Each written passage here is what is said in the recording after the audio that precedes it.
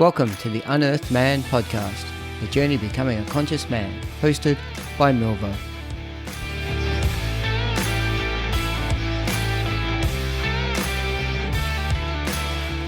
Hey all, Milvo here, and welcome to episode 24 of the Unearthed Man Podcast.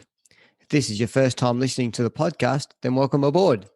If you're one of my long-time listeners, then welcome back. I really appreciate your ongoing support.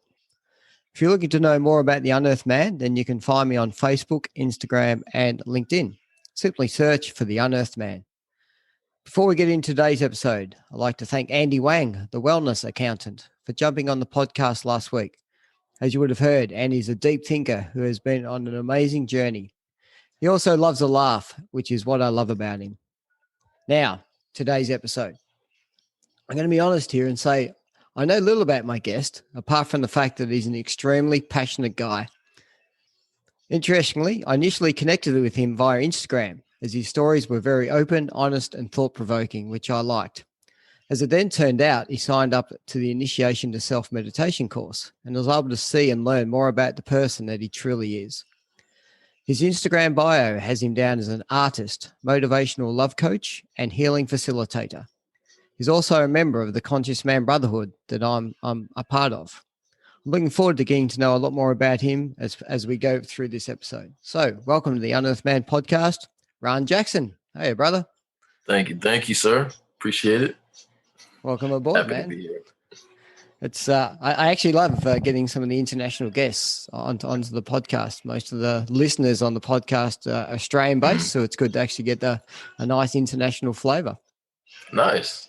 Thank you. And I will say it's pretty awesome to see, other guys that I've known or met or associated with in other programs, in men's groups specifically, seeing them on your podcast, so it's like, oh, I know that guy, so I mean, when you contacted me or we contacted each other, I was like, oh yeah, this is go to. This is pretty awesome. I'm ready. Yeah, beautiful. Yeah, I love that because I mean, as you alluded to, you've you put on your link tree and everything else that you link through to the Conscious Man Brotherhood and some of the programs. So maybe that's a reasonable starting point. How did you get involved with Conscious Man Brotherhood? Oh man, let me think where to start with that. I will back up to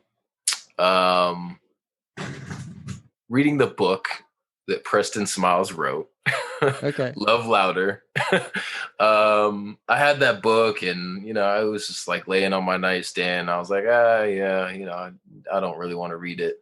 I read a few pages here and there, and then just something really called me to start reading it. And I just picked it up from the beginning. I read the whole thing and I was like, who's this guy Preston Smiles? I'm like looking at the cover and, if anyone who's ever seen the book, he's like, his hands open and he's smiling and stuff. I'm like, let me look this guy up. Yeah. So I looked him up. Long story short, I kind of read up on him a little bit, not too much, but then I found him on Instagram and followed him. And then, as everyone knows, those advertisements come up. Yeah. And it was just one of those men's group, they were just getting riled up. And I was just like, whew, this is a fire that I feel connected to, that that's faint, I guess I can call it, in myself. And it's like, I got to go to this thing. It was called Unleash the Beast. And I looked into it. I was just like, ooh, I really want to go to this. Finances weren't really, budgeted for that. So I was just like, kind of feeling called that I need to find a way. Yeah. And I just found my way there. And, I met that guy and several of the other coaches and about 60 other men in that room. And I mean, I love the feedback that I got from the other guys, because what they have told me is how you showed up, Ron, was just like you were on fire. And right. It was just an instant connectivity to something, a purpose, a movement that was exactly like, when you're searching for a word and I know the words on the tip of my tongue. It was like, that's what that group, that community was for me. It was like something that I knew I'm being called to do, called to be a part of. Yeah. And, they say your vibe attracts your tribe. And, I was really searching for that tribe and like struggling to, kind of hit a hump that I Yep. was getting through. So, I mean, that's how I got connected with them initially. And I mean, still to this day, I'm connected with many of them. I love it. Yeah, that's Best pretty. best decision I ever made.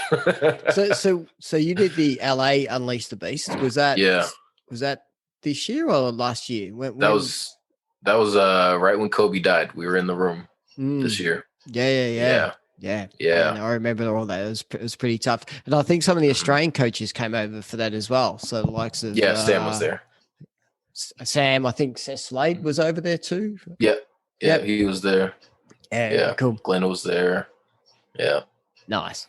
Yeah, because I did Unleash the Beast November. So effectively 12 Mm, months to, pretty much when this podcast is going live is when I did Unleash the Beast, and we did it mm, in Brisbane. And so I exactly feel and know where you're coming from. The power, and some of the mm, guests I've had on were part of that Unleash the Beast here in Australia. And yeah, yeah. having 50 odd men who are just willing to show all their vulnerability and be aware that we all have our stories, and that Mm, what's happened in the past does not define actually who we are, and doesn't mm, define who we can be moving forward. yeah. Yeah, absolutely. I So agree. It was definitely a vulnerable, safe space, and it was just at the same time, it was like that igniting fire of just like be who you're like suppressing. You know what I mean? yeah, yeah, So I loved it. beautiful. So was there so prior to that, was there stuff that was sort of happening with you, and there were things that you were trying to work your way through, like subconsciously Hmm. you're going, hang on, there's something else out there, and because as you said, you got Mm, called to read the book, but there's I suppose, a pre-unleash life, and then there's a post-unleash life, and I'm keen to get into the post definitely, but okay. Yeah. what was some of the stuff that was potentially happening with you leading Um, into that? and that's a good way to put it too, because that I will say that has been the biggest pivot of my entire life. It was that weekend. Um, and before that, it's interesting because to kind of go a little bit after it, it was the whole COVID thing, right? And Yep. how that's affected people. And part of my resilience, I guess I should say, or part of my perspective on how to see COVID as a positivity is in relation to what I was going through prior to Unleash the Beach, which was January. So keep in Right. mind. So just a rundown. The whole year before that January, I was losing a few jobs up in Seattle. I ended up having to move to California, um, found a place to stay, and that didn't last long. And then ended up going through a divorce, lost my car, um, lost that place to live, and then ended up losing that employment. So it was like one of those, like I said earlier, when we were talking about Mm. waves in life, like it was one of those, it's like, you know what I mean? Like kind of similar to what people, I imagined some people have been going through in COVID. Mm. So it's kind of pre-COVID kind of built up this, like, what I like to call picking a rock bottom. And it was one of those times in people's lives. I mean, people go through things like that where they have waves. And I've always been a very spiritual person and a very strong person, Mm. stubborn at times, depending on your perspective, what do you want to call it. But just very, very strong hearted, very resilient, and very big hearted at the same time. Yeah.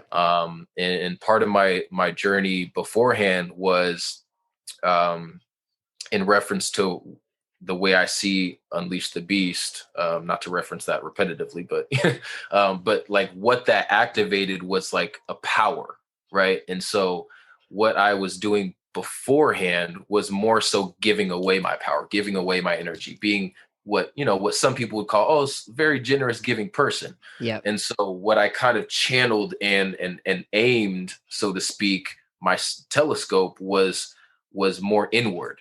And because I was so able to see into people and be so compassionate and giving and sacrificing, um, it turned out to be more of just a not true sacrificing, not Yeah, not right. for a greater purpose. And so I ended up, really feeling like, okay, well, let me pick this as my rock bottom. Like, it kind of just hit me one day where I was just like, enough is enough. Yeah. Enough, stuff has hit the fan. Not to curse, but Yeah, this no. enough stuff has hit the fan. Like, Yep. it's just, and it felt very alone. It just felt Mm. like I didn't have a community. My family is, supportive, quote unquote, so to speak. And just some of the things that I needed, they weren't there for me in the way I would like them at the time to show up Yeah. and be there for me.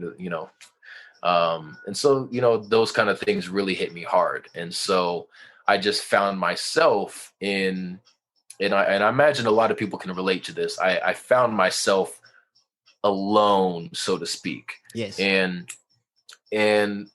I chose to make that alone, that isolation, into solitude.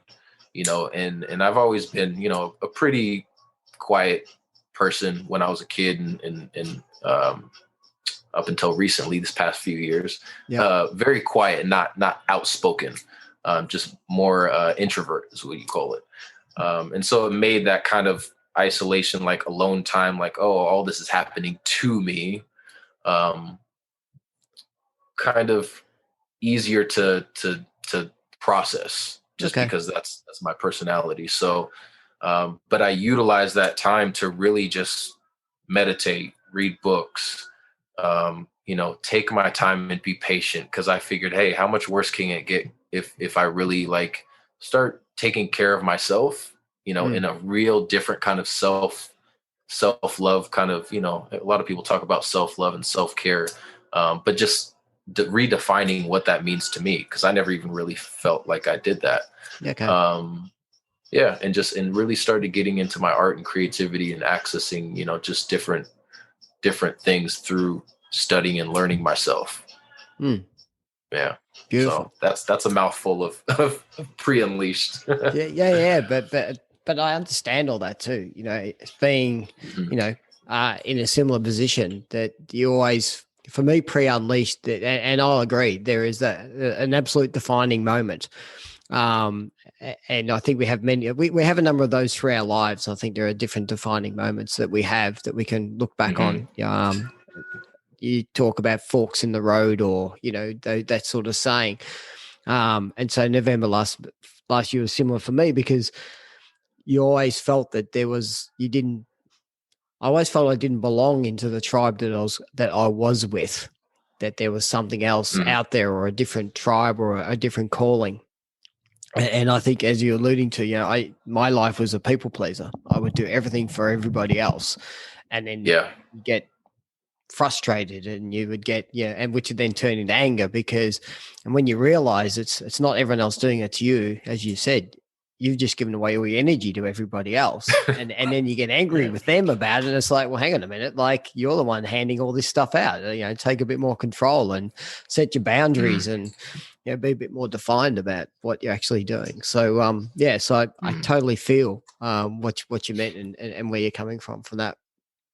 So therefore, we hit that fork in the road, and then life changes. Mhm. Viewpoints change, outlooks changes. So what has the last, well, I suppose 10 months, look like for you in relation to what you've been doing and what you've been up to? Mm. The last 10 months, I will say, I've been eating the fruit of like seeds I was planting even during that time, Mm, and um, kind of how I said, like, we get to choose our rock bottom. We also get to choose, like, when big things happen to us, right? Big impactful things.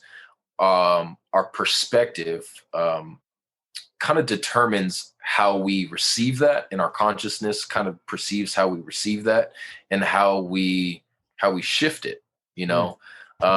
And so it's been undeniably, like there's no other way I can see my life right now other than just grateful. Cause it's like, it's kind of, I've had the mindset lately, speaking of the last 10 months, of just like looking around, like, how did I get here? Like I was literally, I had no car, no income, no nothing, no family, housing me or anything. Like nobody was calling me, seeing if I was okay, walking in the rain, like about a year and a half ago. Mm. And it was just like, it kind of hit me some nights, and I would do a lot of self-talk. I would do a lot of affirmations.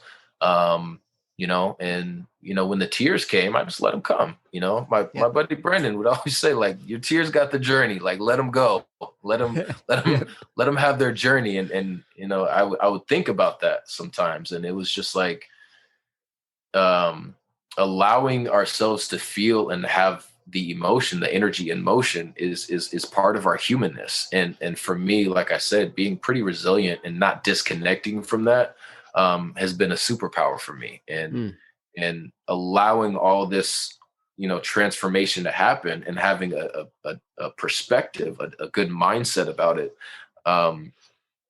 has really given me the ability to choose how do I want to direct this, rather than thinking, oh, well, all this is happening to me, which, at times I kind of fell into that ego trick, it Yep. reels you in like, oh, this is happening to me, or they did this to me and they didn't let me do this, or, and all in all, I've, and it's kind of more of a practice in my journey that I've realized too. It's more of a practice of of of practicing your perspective. You know what I Yes. mean? And so, which brings me to like how I said, like when I was a kid, and you mentioned a little bit about tribes, finding tribes. Like I I really struggled at finding, like, not even just my family, but like, I'm a middle child, so the middle child syndrome kind of comes into play. But I would, Sorry, you that are that too. makes two of us. Yep. Exactly. Yep. I mean, there's research, which, it's my opinion. A lot of it that I read about middle child is true, and just my characteristic and personality kind of fell into it. And so when it comes to like finding tribes, like I was never really that good at it. Like even up through high school, I was just like, I mean, I was popular, I would say, but I didn't have like one clique. I was Mm. friends with, a skater over here and a jock over here, and the cute girls over here and the nerds over there. Like I was dynamic, I would call it. I was Yeah. flexible, and Yep. which in a negative perspective, which I had at some points in time, I felt like, well, who are my really close friends? Like, who are my buddies that I can call at 3 a.m. or who is somebody who just really come and hang out with me? I met, I want to say, probably 3 really good friends that I actually attached to like that. But found myself really attaching to them. People who Mm. had really strong relationships with their parents, women that I dated, really strong relationship with their parents. So I found myself seeking something in other people that I felt I didn't have in my family, Right. in different tribes. And I remember when I was 17 years old, I was just in my room, like really kind of thinking heavy about this. And I've thought about this in the past few years, like those moments when I was in high school, really like contemplating my life, like thinking about like what's important to me, what are my values and stuff. I was always a really deep thinker. And I've been thinking about it, and I actually wrote it down the other day. This quote that I randomly thought of, and it was, I'm not going to break it down today if we don't have time, but it was something that I wrote, and it said, our mindset determines our perception, and so our reality relies on the pivotal arms of our own mind. And so Mm. what that really, and I could break down each word, but what that really meant to me at the time was, I was this really young kid with this, what I would say now is a very mature mind, because I work with teens right now, and we have programs and stuff that I put them through, and I can spot a really mature mind in a teenager. Yep. Yep. And just thinking of what the things that I was thinking of when I was younger, I'm just like, wow, I've really always been very introspective, but just not outspoken about it. Not the teacher mentality, not the Mm. throat chakra that wasn't activated. But just, thinking about how to pivot my mindset at 16, 17 years old, like that, I'm just like, wow, kind of applaud, pat on the back. Like I can see how those kind of thought processes then kind of planted seeds for me to revisit as an adult now. And, being able to teach my children and teach other teenagers, things like that. But it really offered me just a sense of a different mindset so I can be more grateful, with the things that I've experienced in life, and be able to have that relation with people that I find is another superpower that I love to utilize, is just relating to people and not comparing when I hear their story, but more so, I like to say, sympathy and empathy and then compassion is actually learning and knowing how someone feels as if I was them. Yep. And that's a really, really deeper sense of emotional intelligence. And I've always felt like I had that. I didn't really realize how valuable and how important that is, especially with technology, not to go down that rabbit hole, but how that kind of, is a gift and a curse, is connected and disconnects us. But yeah, just super grateful, man. Super grateful for where I've been. Yeah, cool. So I want to pick up on that word. I think on the compassion and that you spoke about, and for me, that's the key about how we are able to constantly just inquire and listen to someone else's story without the need to inject our story and throw ourselves in there as well. So how do we hold that ego back about, hang on, my story is the same as yours and I want to put that in there? It's a bit about, cool, you're I'm relating to you, but I just want to keep talking to me. Tell me about your story. Tell me about what's happening with you, without that, that need to be level in comparison, or interestingly, probably even in competition. Is my story as good as yours, as bad as yours, as funny as yours? And how can you constantly stay out of it and just inquire into the other person more and more, but feel where they're at, but not have to inject yourself into that. I mean, for me, like, I would just say, and just even using those words, like for me, like I intentionally use specific words when I talk to people. My experience, this is what I think, just so that it's not eligible for competition in some sort of ways. You know what I mean? And for me, I like to say I'm a man, so I speak as a man to men, tapping into the feminine energy. And I say that because it's more receptive in a way, not to go down that rabbit hole too much, but the feminine energy is more nurturing and just receptive, They receive. And so for men to be more comfortable and feel safe to do so, it kind of allows us to listen differently. And for me, something I practice is just answer with questions. There's the cliche, well, how does that make you feel? Taboo, or therapy has been a very big taboo for men, for Black men, for, people in general. I remember in high school, my buddy got married shortly after high school. And before he got married, he was talking about, oh, we're going to marriage counseling. And I remember asking, I was like, you guys have problems already? And he was like, no, we figure we're doing something that's new. We might as well have a professional walk us through. And it was like that little small conversation. It was like a seed, you know what I mean? And so like, and just that example, I've expressed that to teenagers, like, hey, this is a relationship curriculum we're going over, and just kind of using that example as far as like adding that value to education. And it kind of just gives them a different perspective on how to communicate and how to have conversations.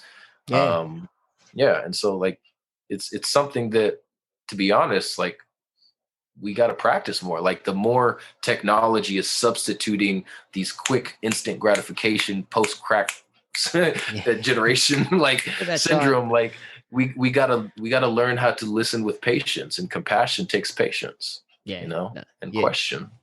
Yeah, absolutely spot on there. You've touched on it a couple of times, and it's an area I now want to explore because I've also seen it in your stories, is the work you're actually doing with, teenagers and that younger generation.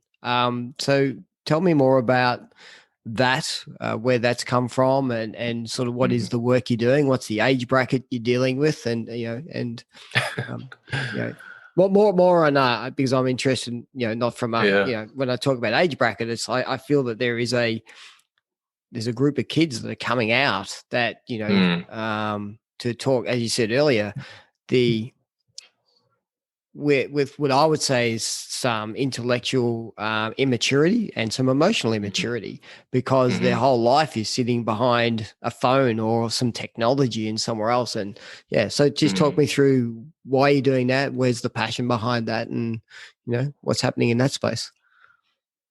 So much came up when you asked that question. Well, I'll start by, I was a, like I referenced, a very introvert kid, very quiet kid, mostly because my mom had 5 boys by herself. So I just Right. watched a lot of TV, and I know how that affected me good. And I know how that affected me bad, effective or ineffective. Um, And, to be honest, like when I had kids, I was very stern, very hard. I mean, I took down the TV for a few months, like, when we really started getting into like some meditation, which was great, which was awesome. I mean, my son was 5 years old at the time. He meditated for like 15 minutes, Yeah. you Wow. know? Beautiful. Yeah. I mean, it's something that, I feel like, and I got to come up with a better word to use rather than balance, but it was a balance that I really was teaching my kids, like, and I'm very open with them in talking about technology, because this upcoming generation it's very technologically based or influenced, or however you want to put it. And so it's having that relations with human beings that are still, we got to remind them how valuable that is, to dig your hands into the dirt and the sensory processing that needs to be developed. And, and there's so much that with, the connectivity of people is going to allow more of the our humanness to stay intact and continue to evolve along with technology, Yes. And so one thing that I'll speak on that I really, this is my view of how I'm influencing the younger generation. As soon as I had kids, it sparked something, and I'm just like, when it comes to teaching kids, helping kids, like anything to do with kids, like I'll take any kid and I will do whatever I got to do. Like, I don't care if you think they have ADD or whatever, like I will teach them. I have programs and courses that I have planned for next year coming out. But I really, really, really want to be a lot more hands-on in the youth community, because and this is something that I've preached to my kids ever since they were small. I said, I really care about everything you do. I care about who you are as growing up as a human being. And my goal also is to influence your community that you're going to grow up in.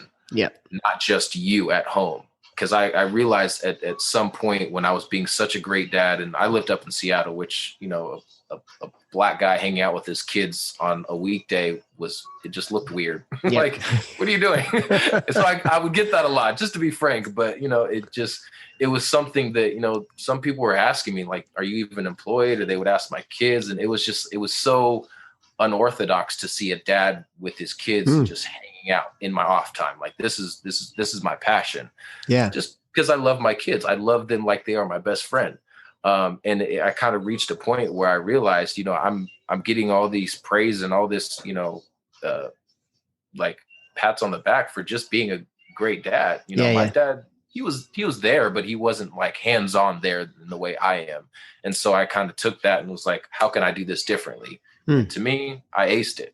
And, obviously it's still going, but I realized, like, how can I do this for other people's kids? Because that's how I talk to other people's kids. I talk to them as if they're mine. Hey, what's wrong? Like, what are you crying? And I've influenced kids at parks, or parents yelling at them at grocery stores and interjected. Like, I'm just that kind of person. Like, this is a little human. They're not superior to these little children. They have so much to teach us. And, it's again, with that relational, concept of how can we give and receive to another human being. Yeah. Because to me, yes, they're smaller and they have certain things that they can process and comprehend. And what are we feeding them to nurture them? Yes. And like for me, the teenager programs that my buddy Celestine brought me on, his organization is called cryout.org. He brought me on as a facilitator to teach this curriculum, and it was about relationships. I was like, oh, this is easy. I studied it. I looked at it. We did about 7 cohorts, and it was amazing. And, I utilized it in other teachings that I was doing. And we're going to be doing another one this summer. We just got another contract. And so everything that I've taken from that, I plan to have next year a little bit younger age group. And then I plan to incorporate some art therapy into younger children's as young as 4 years old. Okay. Just because I remember, painting on the walls, I believe that, the ability to express ourselves is so imperative with the arts. Yes. Because, and that's one angle that is really kind of amplified my purpose and my passion that you were asking me about is the arts. The arts is something that not only will heal and nurture our children from all the stuff that they're going through, whether it was pre-COVID stuff going on at home or all this stuff that they've gone through this year. Like, imagine a kid's life right now, this year. Yeah. Like, I know my kids, they love sitting on the computer, but now they're like, I miss my friends at school, like that kind of camaraderie is not as promised anymore. Yes, that's right. Yeah. So yeah, in my future, just to cap it here, but my future goal is to have programs where parents never spank their kids again, because that's a promise I made to my kids. Yep. And have a better relationship with their kids through arts. Yes. So, just learning how to communicate with your kids and have that discipline with trust rather than fear. Yes. Yeah. And so, just having a parent program, services that help parents just be better with their kids, and help their kids be better with them too, all the way up to teenagers, because it goes a long way. I'm scared for those when my daughter gets to be a teenager. One reason why I'm kind of doing this hard, serious, because I want her to really see how we can impact not just our family, because my family is very potent in how we deal with each other, but then we branch off. We got all these communities that we're all my brothers and I are very different, so we have different kind of communities. But we can influence those communities also. Yeah, no, absolutely. And look, that's beautiful that you're doing all that work, because I feel the more that we are driven by technology. I have a view that although we feel we're more connected, we could not be more disconnected as a society and as a community. And, I just to come back on the COVID, the things around,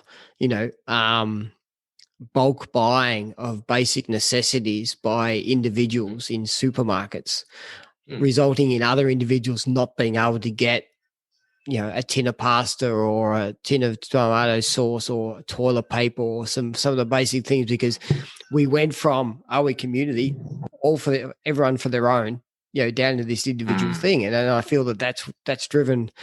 It's a conditioning from a technology about, I can sit behind a computer, I can sit behind, whatever it is, and just be an individual and feel disconnected from the wider community. And I think there's a point where we're going to turn that back around into the community spirit and people having a wider view of that community. And you doing the work you're doing is, as you said, you can influence a family at a time, a child at a time, a person at a time. Will make a massive difference. That wave will start to take out. So thanks for doing that, man. It's really beautiful that you're doing it. Yeah, thank you. It's like the pendulum. I was thinking when you're saying that, like laws of the universe, right? Correct. Polarity. Laws of the universe. That's right. It'll swing. We'll come back. Yeah. So let's talk about the art side of things now. So you've also talked a few times about after you bio in Instagram says you're an Mhm. artist. I can see behind you there's different pieces of art on the wall, Yeah, and I actually that one. noticed in the story today that I think you're being featured in. There's a bit of an art gallery piece or something that's going on. There's a few of you guys are putting your art up or Yeah, something. So that's live painting tonight. Yeah, yeah, beautiful. So let's yeah. talk about your art and what that means to you. Oh goodness. Oh, I don't know what's bigger, kids or art, but the way I see it, and I would say art for this reason. For me, uh, the way I see myself is I'm a creator. I create Mm. arts. I created children. Men by nature, our biology, we create, a seed and we plant it in a woman. I I love to create. And like I said earlier, like going to Unleash kind of ignited a fire and activated a power within that I was suppressing or dismissing, or because I remember even thinking when I was working 9 to 5s all the time, like, oh, I want to paint. Oh, I want to paint. And literally, like, I had a whole paint setup that I didn't touch for probably, I want to say a year, maybe. Okay. And I didn't paint. I had it, at first it was like, oh, I don't have the tools. Then it was like, oh, I don't have the time. And what other excuse can you think of, Ron? Like we come up with any excuse to really validate, our conscious thoughts, but, subconsciously, we're always creating, and for me, I've just, I'm looking at my paintings now, like, oh my goodness, like I'm proud of myself. I finally allowed myself to express. And when I think of painting or arts, it always comes to mind the song that I heard one day, and I hear it on my Pandora over and over, and I love hearing it. It's a repetitive statement. I feel like it was like a prelude to like an interview or something. The man said, "Art is it's a mirror of Hmm. the expression of society," and it's almost like, again, right before COVID, I just instinctively started doing things that now with COVID have been my support system. And art being one of them, I started painting right before. Mm. Or, probably I want to say like 8 months right before, but really like with COVID, I was really like, people were sitting at home, not knowing what to do. I was like, I got canvas and a paintbrush. And Yep. like this one, even behind me, this was a vision, that like a painting vision. Like I was meditating and it was just like this image just popped in my head. And I was just like, oh my gosh, that's a painting. Like I have Yeah. to paint that. And it was just my own hand supporting myself in meditation. And just, it was just, it was, they say our thoughts create reality, or, it's different ways people say that saying, but, we're constantly manifesting, we're constantly creating. And that's something that, again, with children, they are experts at this. They're professional creators. They're so in tune, and they got it, down to their breath work and the way they breathe. And it's something that it's so powerful, and there's so many dynamics to dive into. And I love diving into all of them. And with all of them comes, parables, or how you say, like, different thoughts that I come up with. And with those usually produce like an image. And then with those, it's like, oh, I could paint this. And it's just like this constant activation. Like one of my favorite movies is that movie Limitless, right? Where he takes Right. the pills and he like activates. Like that's Yes. how I've been feeling this past year, like of just like a different part of my brain is accessed, and I contributed the majority of it, I will say, to like art and Yes. meditating, and they kind of go hand in hand for me. And it's just something that I've always been a painter. I used to draw, and briefly, like my portfolio when I was in high school was lost, so I stopped painting for a number of years. I graduated in like '07, so I didn't even paint until probably about 4 years ago. I Okay. started to hesitate, pick it up again, because even before high school, I had a binder, and that got messed up, and it was just, I would have my stuff compiled, and it would just be taken away. And so I've had this hesitation of like ooh, do I really want to create something? Because I might lose it. It might be destroyed. So nowadays, I mean, I do big paintings, I can't lose those, then,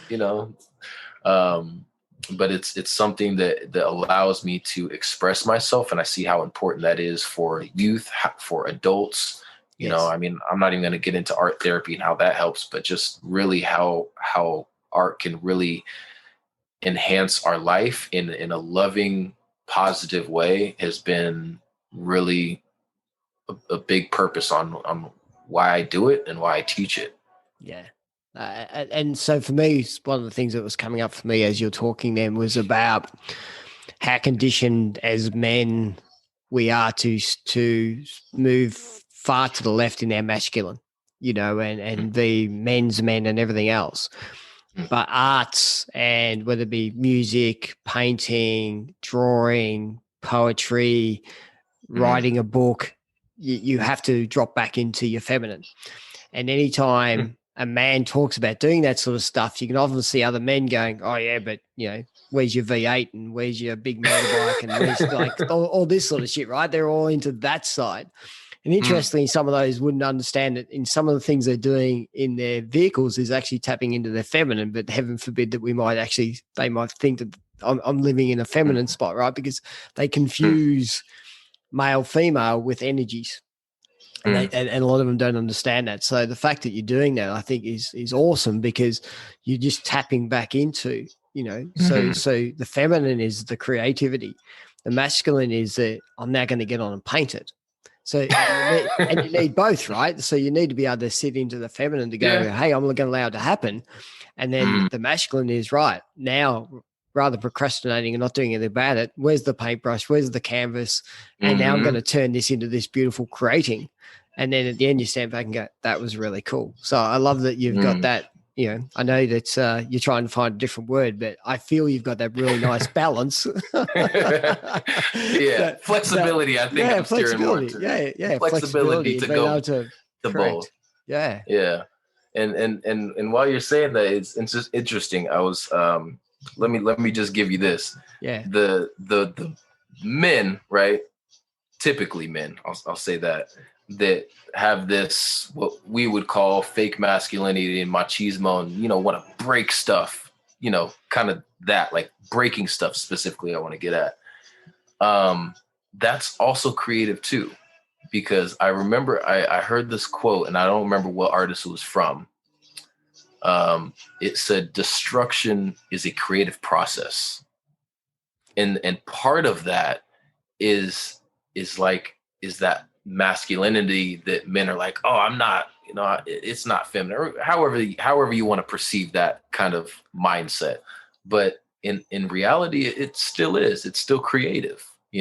Destruction is still a creative process. And after that would be more of what I would call feminine energy, more nurturing and okay, well, how do we build from these ashes? They talk about concrete, or rose growing out of concrete, or an epic picture that I saw in, I think it was like 2003 or something. I took a picture of this huge tree stump that fell over, and it was a new tree growing inside of it. And it was so epic. I mean, if somebody scrolls like 10 years back on my Facebook, they'll see it. But it was just like, I always think of that when I think of the destruction is a creative process, because we're still creating. Some of those men who think they're just destroying and breaking stuff, you're still creating. Spot on. Yeah. Look, I couldn't agree with you anymore. Now I know that we could probably continue talking for a long period of time, but also know that that I've used up all your time today. And so I think how you finished off then, I just love how, of what you've just summed that up. And I think that's really beautiful how you've done that. So thank you. Because I think if we opened up another topic, we've probably got another 20 minutes worth of conversation to take place. I can leave that up to you. I'm down for it. If I know you got to get your car going, but if you're down for it, I can go. Unfortunately, I'd love to, man. But what I am going to commit to is I want to get you back on for next year. So, the podcast will continue on through next year. So if you're comfortable to come back on and continue to have conversations on the podcast and be a guest next year, then I'd love to have you back on, man. That'd be beautiful. So absolutely. as I like to wrap up, although you've done that, is there any like a message that you'd like to drop out for any men out there who are, as you said, feel that there's something else out there for them, trying to work out maybe what the next step is? Just a bit of a key message for them as a way to sort of wrap up this conversation. Well, I feel like to all men, I really, there's different kinds, we're all doing the same thing different ways. You know what I mean? And I feel like if I were to put myself in any of those situations, and I think what you're getting at is, men who are looking for a message, the message I was looking for was just surrender and listen to that call inside, and that's more potent and more powerful than what you're holding on to. I held on to labels and images of what I wanted people to see me as. And that's what kept me in that, I need something, like, I'm looking for a message, like I'm looking for a calling, like answer the call. Just pick up the phone, Yep. Tap in and surrender, just surrender, literally, really surrender. Because, that's, even going through Sam's meditation course, that was so powerful to me, and it was very surrendering, and it's a constant process. So I know that was a mouthful, but hey. Yeah.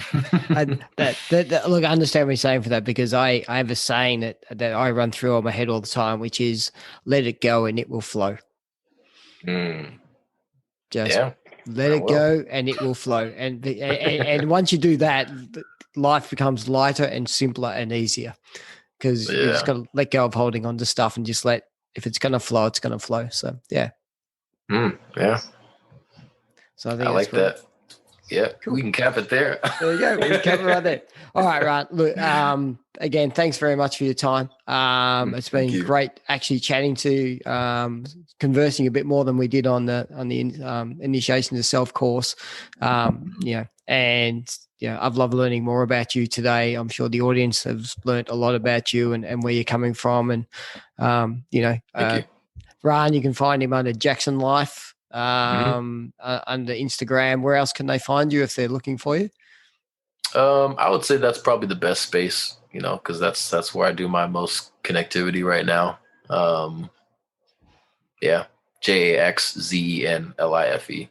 There you go. Yeah. Beautiful. So Jackson Life on Instagram, you can find the great Rahn Jackson. So cheers, man. You have a beautiful end of your day. Thanks for your time, and we'll chat again really soon. Yep. Thank you, man. Bless you. Appreciate you. Pleasure too. Thanks, man.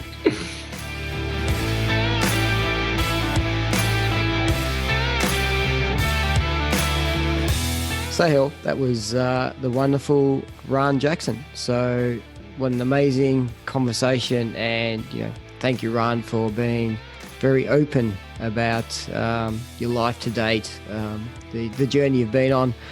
It's wonderful work you're doing with the kids, and, all the best for your programs moving forward. So, that's a wrap for today's episode. So episode 24 of the Unearthed Men podcast. I wish you all the best. So sending you much love and care, the Unearthed Man.